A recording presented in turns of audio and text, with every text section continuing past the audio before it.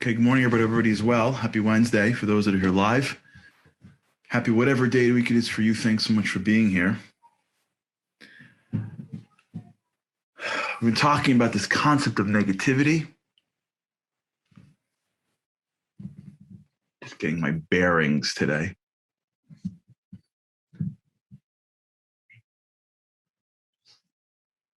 Negativity, how it gets in our head, how it's normal, survival, social acceptance. And we spoke yesterday about this concept of how do we get through it. We discussed the way you get through it is you don't go under it, you go above it, right? There's sort of two ways of getting through something. And I'm sure that they're both very valuable.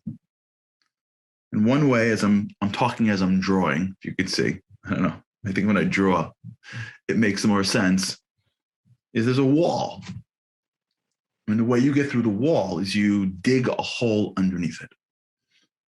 And that's the equivalent of like analyzing why you think the way you think and do the way you do and say the way you say. And there's value to that. I'm sure there are psychologists watching and saying, no, it's so important. We dove into it. Got it. Whatever. Live and let live. The way you do things, God bless you. I'm not the expert of anything. In this particular area, I would like to suggest an alternative approach, which is that if you're going to get into why you react negatively, it's going to take you forever. And you're going to be dealing with the negative emotions of negative. It's super hard. Super hard. So the other way is you go above it. And what does it mean to go above it? So we spoke about this concept of visualization. We've done this before, maybe, 9 months, 10 months ago. That the way your mind works is that imagination creates almost the same neurological connections as experience. It's not as rich, doesn't include as many senses, but it creates something. And so really your mind, remember, your mind is not your soul. Your mind is a computer. Your soul is who you are. Like the you that you point to in the mirror is not your brain. The you that you point to in the mirror is your soul.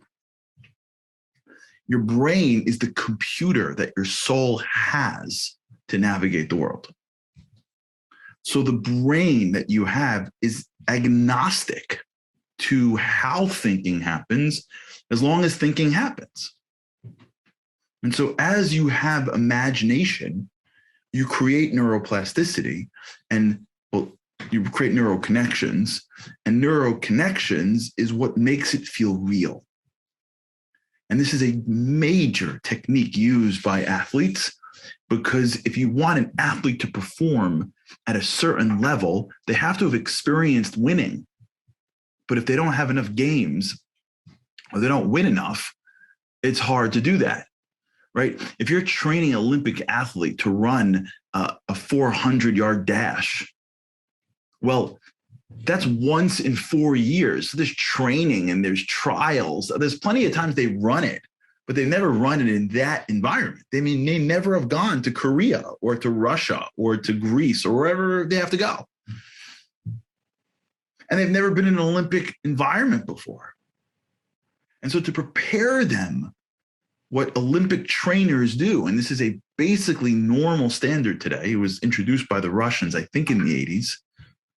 But now it's already like totally normal. It's all in the book. I don't remember when the Russians introduced it, but you can look at the book. The Olympic athlete doesn't just train. The Olympic athlete imagines where they're going to be. They picture it. They picture the crowd. They picture the fear. They picture being behind. They picture catching up. They picture, and they imagine it, and they imagine it, and they imagine it. So when they get to the actual stadium, to whatever is impossible, their brain goes, hey, we've been here before. Now, your brain doesn't know that you haven't been there before.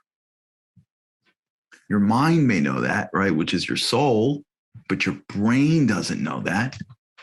Your brain's like, wait, haven't we been here? Because this feels familiar. And you're like, because I had it in my head. And it created a neural connection. And all the moments I've already thought of. So when you get to it, it feels more like you. That's the operative concept here. Imagination makes your brain create connections, which makes it feel more like you. Because what we feel is us is really what is already in our brains.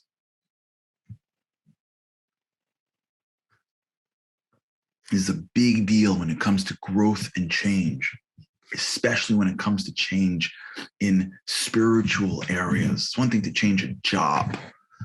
It's a physical shift, but when you change your connection to spirituality, when you change even your philosophical beliefs, let's say, it doesn't feel like you. I'm this type of person. I always did this. And what you're basically saying is, my brain feels comfortable in these activities because those are the activities that were introduced to me. It doesn't mean your brain can't do different things. It's that you grew up in this area, in this home, at this time, and you were exposed to these things, and now those things feels comfortable. It feels comfortable to go to one of 3 homes on Thanksgiving, eat these foods, watch this game on television. That's what I feel comfortable. It doesn't feel comfortable to go to that place.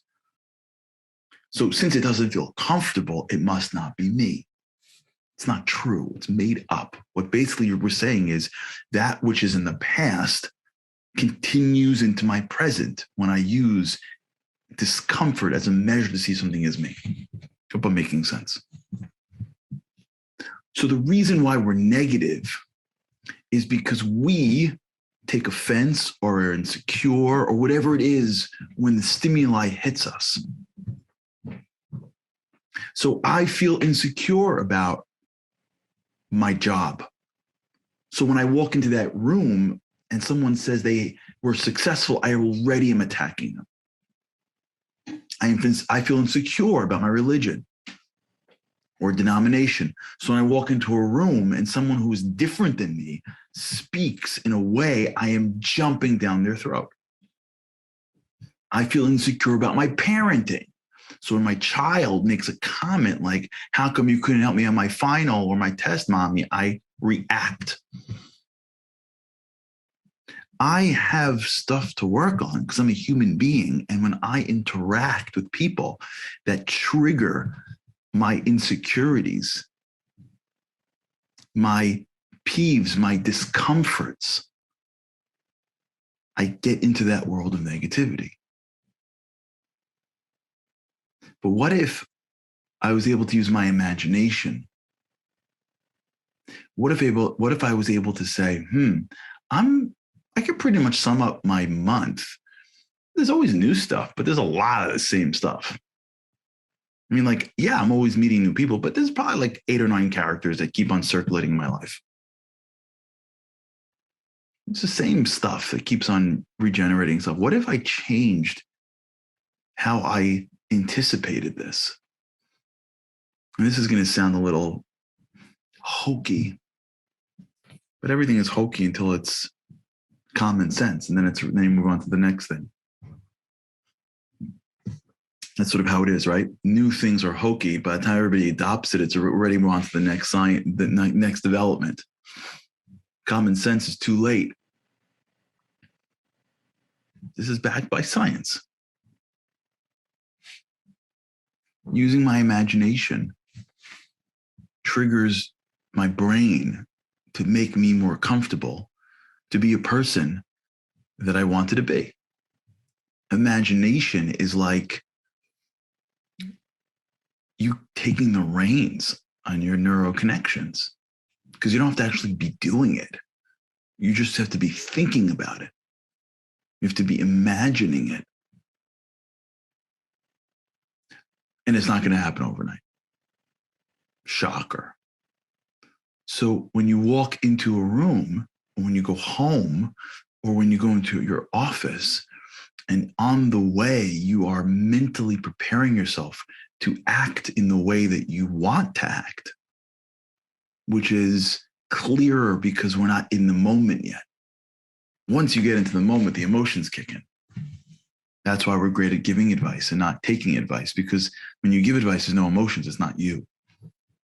Well, before you walk into the scenario, it's not you either. You didn't get to it yet. You get to just be perspective.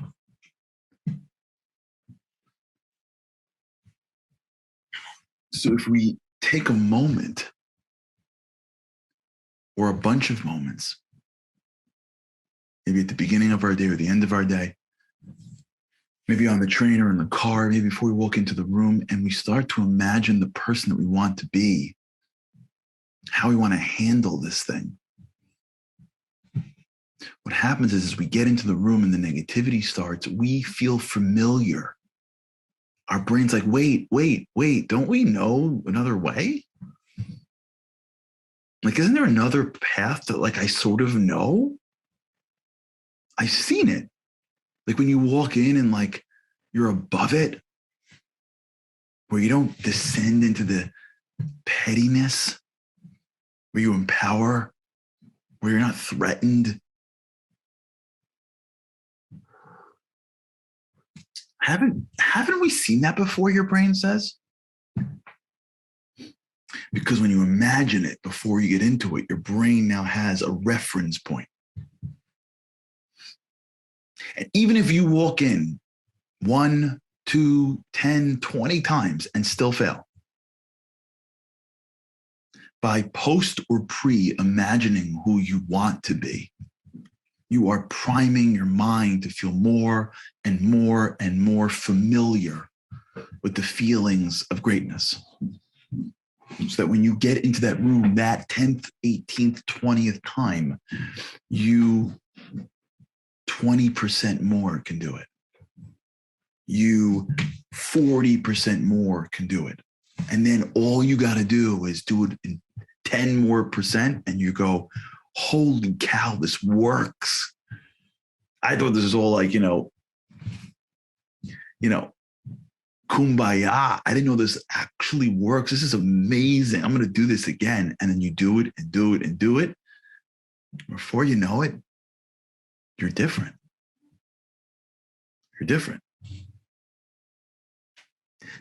That's the research from Irving Yalom. Someone gets diagnosed with a life-threatening illness. They're different. What happened? They were always the same. Their brain was like, we're not doing this no more. Your mentality shifts and you shift. Now, nobody should have to need that. But you can imagine, you don't have to need the negative fear of death. You can just imagine how you want to be with people. You can imagine what it feels like to be above the fray. You can imagine what it feels like to be gracious. You can think of people that are role models in this area, and you can imagine being like them in this scenario. And the more you imagine it, the more it becomes familiar. And the more it becomes familiar, the more your brain goes to it in the moment. So you're not delving into, why do I feel this way? How come I'm insecure? How come I'm upset? That may be valuable. You probably need someone to help you through it. But what we're doing is we're going above it. We're going above it. We're using our minds to paint a new picture. And then holding on to that picture long enough until that feels like me. And again, we've all been here, at least some people. And I use this example only because it's easy. If you've ever gone on a health kick, you know exactly what I'm talking about. Because if you've ever gone from I eat everything in sight to I'm eating healthy, and you're exercising and you feel great, you wake up one morning and go, this is me. It's me. It's not this is really me. And then if you've ever fell off that wagon and gone back to eating everything in sight, you go, this is me. What can I do? I can't diet. And you could be these two different people within 3 months. There's a big, family event coming up, someone's getting married, and you got to look good in a suit or a dress. And you get on the wagon and you look at yourself beforehand and you feel good and you can sleep better and everything just works. And you don't even miss anything. You're not even hungry. And you're like, this is me. And then the wedding, the week afterwards, you start eating, the dresses in the closet, the suits hung up, and you're eating, maybe a couple of holidays roll in. The next thing you know, you're like, it's been 10 minutes. I'm hungry. Anybody have a donut? And they're like, weren't you like help? You're like, nah, it's not me.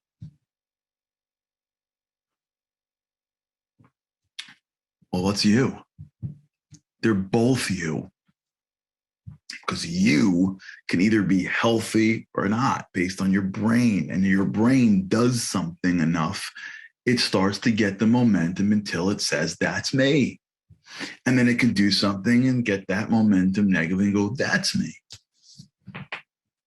Why can't we do it for interpersonal relationships? Why can't we work on our mind to master the interpersonal relationships in our lives? Why can't we work on our lives to be more courageous at work? Why can't we work on our minds to be more courageous in our depth and our spirituality? Why can't we? It's our brain. It's not only focused on food, even if it's Jewish. Like, we should know how to use the tool. Well, that's why God gave it to us, to use it.